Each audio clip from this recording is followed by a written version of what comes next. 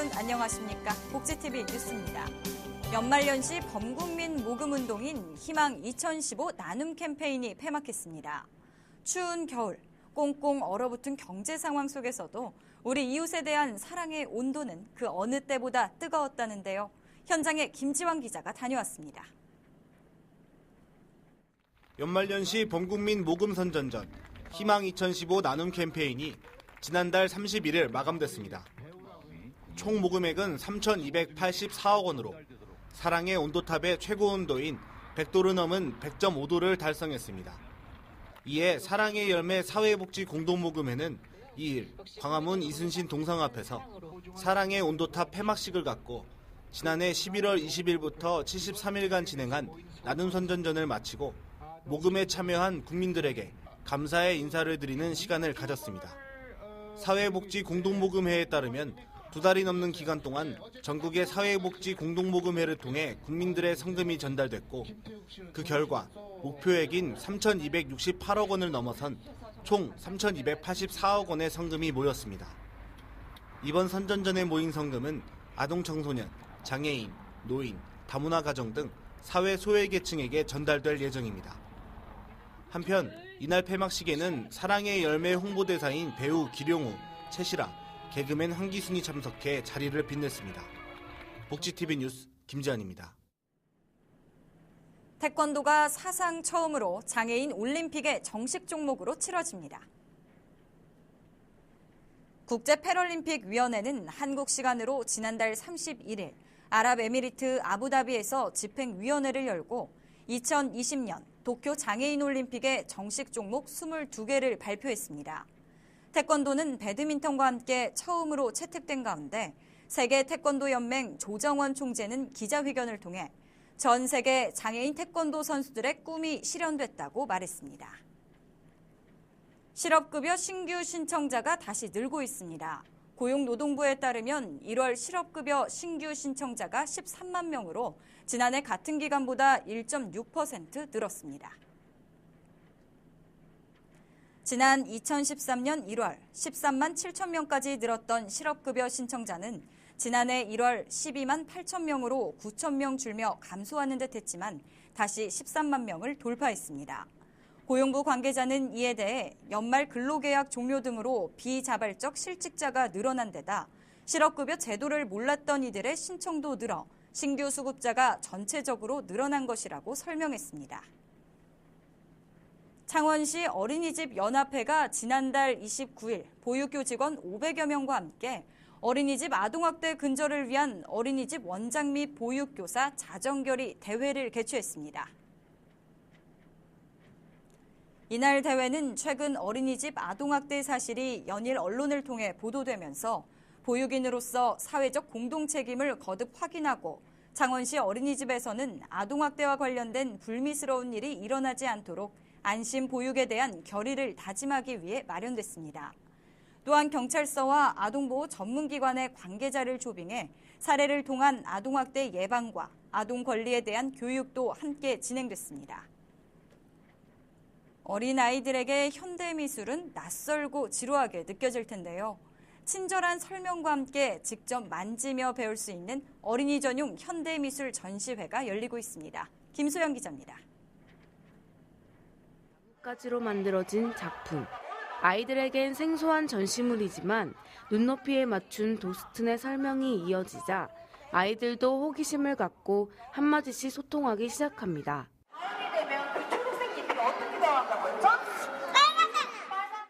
경기도미술관 안에 조성된 어린이 전용 현대미술 전시. 어려울 수 있는 작품에 친절하고 재밌는 설명이 곁들어지니 아이들도 지루하지 않게 감상할 수 있습니다. 신나게 뛰고 노는 사이 작품은 어느새 아이들의 놀이터로 변했습니다. 현대미술 전시를 보고 만지며 쉽게 공부할 수 있어 아이들의 흥미를 유발시켜주고 있습니다. 선생님께서 설명해 주시면서 우리 아이들이 자기의 의견을 얘기하고 생각을 바꿔나가면서 내 작품이 이렇게 만들어질 수 있구나라고 어린이집에 가서도 만들어 볼 수 있을 것 같아요. 상설 전시 외에도 아이들의 호기심을 자극하는 여러 프로그램들이 함께 열리고 있습니다. 조금 더 쉽게 다가가기 위해서 조금 더 활동적인 그 교육 프로그램을 활성화시켜서 아이들이 현대미술 작품을 감상할 수 있도록 구성이 되어 있습니다. 너무 어렵지도 가볍지도 않은 눈높이에 맞춘 전시를 통해 아이들만의 예술적 상상력을 키워볼 수 있습니다. 복지TV 뉴스 김소연입니다.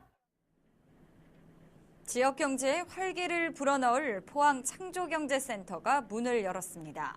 세계를 선도하는 창조 도시로서 나아가겠다는 각오인데요. 박성호 기자입니다.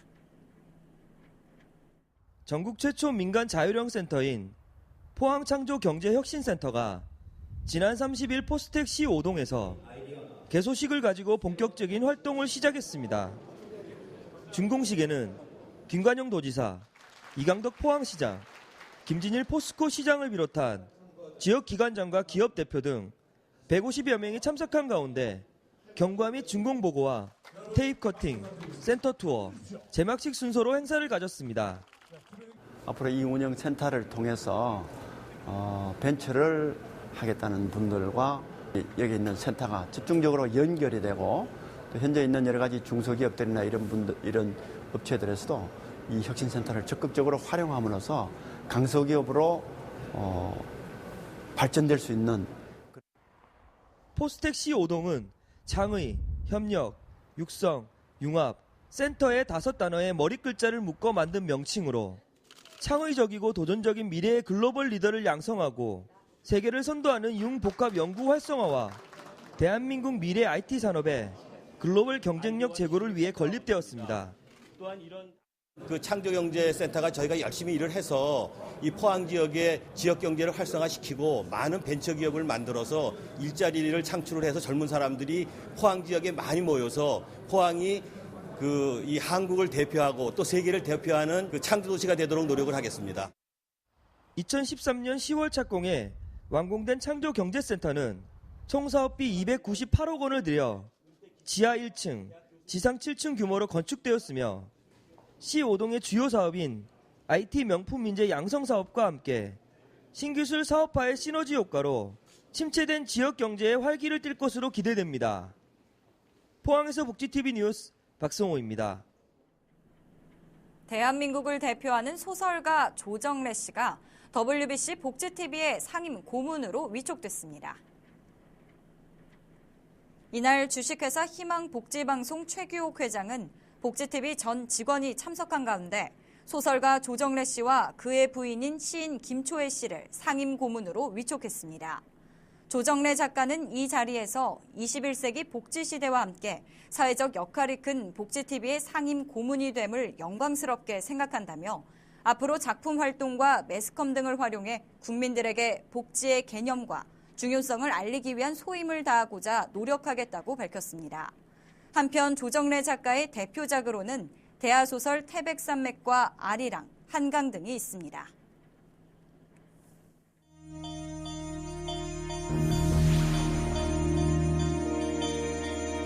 이어서 간추린 뉴스를 전해드립니다. 한국장애인고용공단이 장애인 고용에 대한 국민의 인식을 개선하고 이에 폭을 넓히기 위한 아이디어를 공모합니다. 공모전 주제는 장애인 고용, 함께 일하는 세상 우리가 있습니다이며 에세이, 인쇄매체 디자인, 사진 등 총 3개 분야를 공모합니다. 공모전에는 누구나 참여할 수 있으며 작품은 27일까지 공모전 홈페이지에 접수하면 됩니다. 경기도가 중증장애인 활동보조인 교육기관을 추가로 지정하기 위해 오는 21일까지 교육기관을 공개 모집합니다. 도는 이번 공모를 통해 번역별로 총 7개소를 추가 지정하며 모두 지정될 경우 수원과 의정부에 이어 총 9개의 중증장애인 활동보조인 교육기관이 생기게 됩니다. 자세한 사항은 경기도 홈페이지에서 확인할 수 있습니다. 여성가족부와 경기도 고양시를 비롯한 7개 지방자치단체가 여성 친화도시 조성을 위한 협약식과 현판 증정식을 가졌습니다. 이날 협약식에는 자치단체장, 여성친화도시 협의체 회원, 지역 주민 등 200여 명이 참석했으며 여성친화도시 조성협약과 현판 증정, 자치단체의 조성계획 발표가 이어졌습니다. 한편 여성 친화 도시는 여성이 행정에 적극적으로 참여해 양성이 평등한 지역사회를 조성하고 모두가 행복하고 살기 좋은 도시로 만들어가기 위해 지정 시행하고 있으며 현재 전국 57개 지자체가 여성 친화 도시로 지정돼 있습니다. 경기도 양주시립 장욱진 미술관에서 지난달 26일 777 레지던스 신진작가 첫 기획전이 개막했습니다. 777 레지던스는 경기도 양주시 장흥면에 위치한 해 모텔 건물을 재생해 창작 공간으로 조성한 것으로 신진 작가들에게 창작 공간과 레지던스 프로그램을 제공하고 있는 전문 미술 창작 스튜디오입니다. 이번 전시에는 작가 16명이 참여했으며 예술 모텔 777호 열정을 위한 다시라는 주제로 회화, 사진, 복합 매체 작품 40여 점을 전시합니다. 전시는 오는 4월 12일까지 이어집니다. 2015 춘천 도시첨단 문화산업단지 입주기업 간담회가 열렸습니다.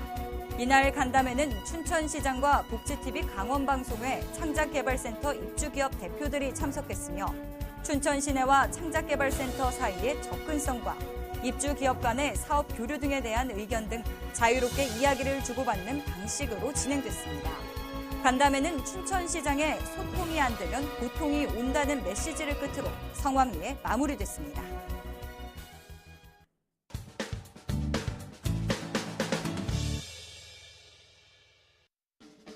한 주간의 사회복지 행사를 한눈에 알려드리는 시간 복지 게시판입니다.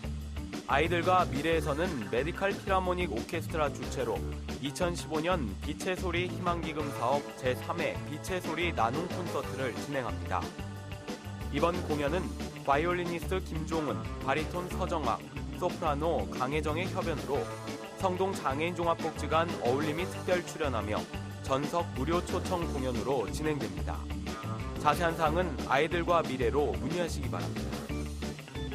서울시에서는 여성정책 담당관 늘푸른 여성팀 주최로 서울시 인터넷 시민감시단을 모집합니다. 활동 내용으로는 성매매 알선과 광고 등 불법 유해 사이트와 스마트폰 앱 감시 신고, 오프라인상의 불법 음란성 전단지 신고 등의 활동을 하게 됩니다. 자세한 사항은 서울시 여성정책 담당관 늘푸른 여성팀으로 문의하시기 바랍니다. 지금까지 복지 게시판이었습니다. 이야기가 있는 시간 오늘의 영상 함께 보시죠.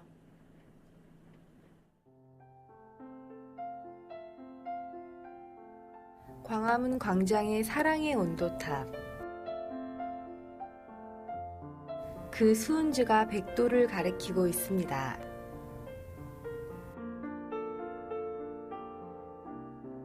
경기 불황과 추운 날씨 속에서도 어려운 이웃들을 향한 나눔의 마음은 따뜻하게 전해지는 것 같습니다.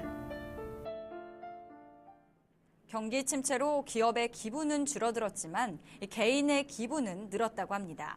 월급의 일정액을 나눠 기부하는 직장인과 또 수입의 일부를 정기적으로 기부하는 자영업자들이 늘어나고 있다는데요.